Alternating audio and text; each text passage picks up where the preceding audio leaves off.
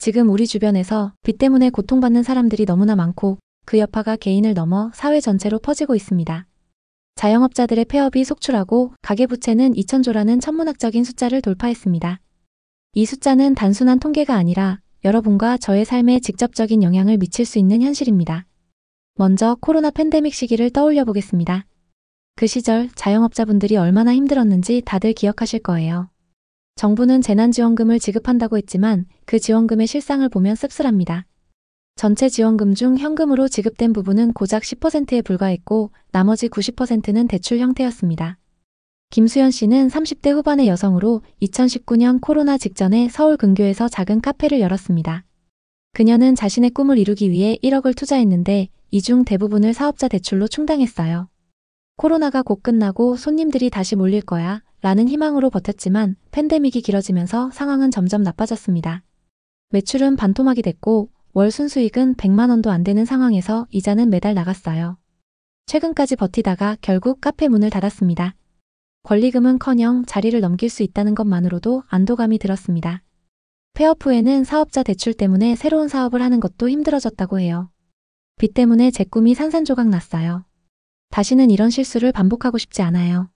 이 사례는 한 사람의 이야기가 아니라 자영업자 550만 명 중 60~70%가 월 순수익 100만 원 미만인 현실을 보여줍니다. 이런 상황에서 버틸 수 있는 사람이 얼마나 있을까요? 폐업하려 해도 신용 문제 때문에 망설여지는 게 현실입니다. 대출의 노예가 되어버린 거죠. 생각해보세요. 가게 영업이 안 되는 상황에서 대출을 받으면 이자가 계속 쌓이게 됩니다. 이자는 매달 눈덩이처럼 불어나고 결국 빚의 늪에 빠지게 되는 거죠. 통계로 보면 2025년 현재 자영업자 폐업률이 10.8%를 돌파했습니다.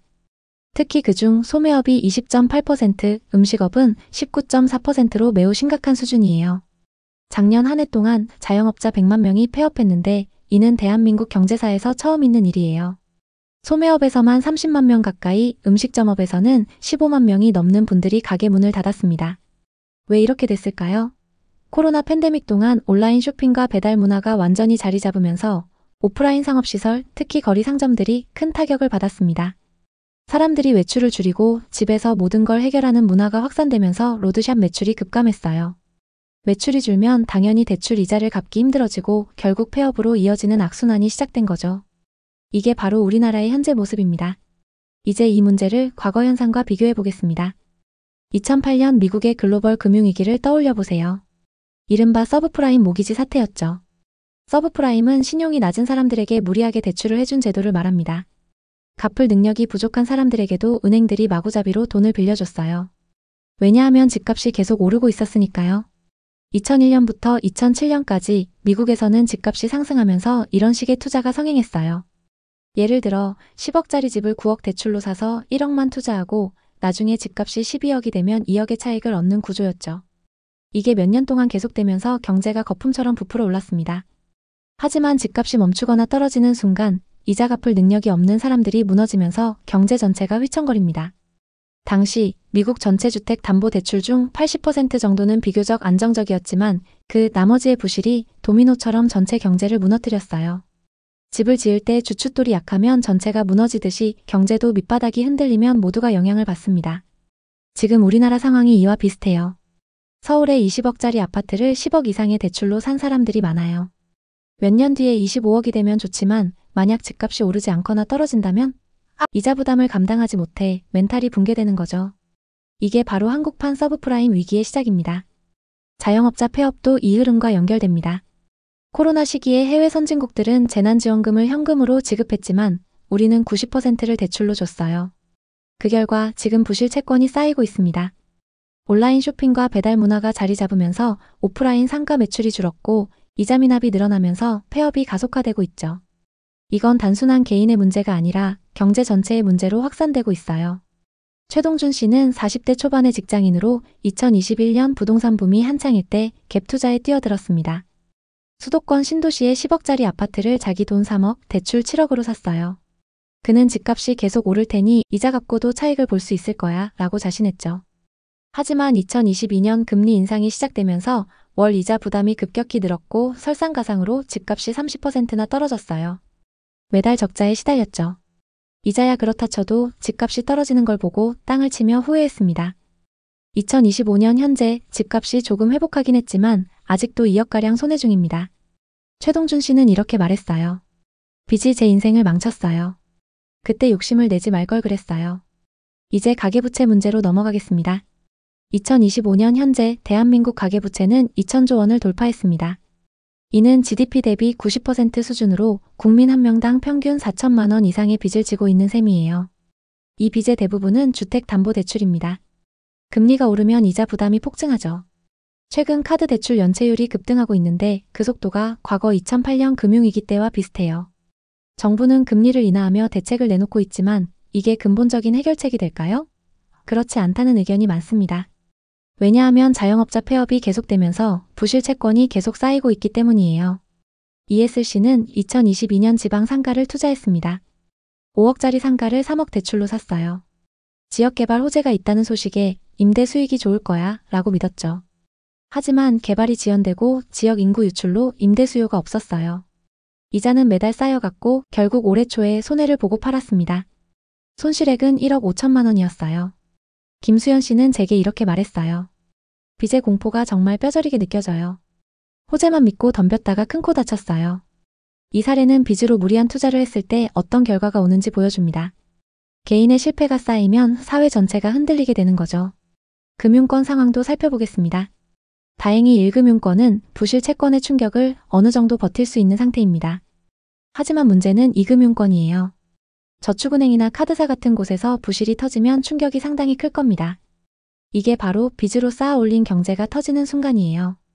2금융권의 부실채권 비율은 2025년 1분기 기준으로 8.7%까지 치솟았어요.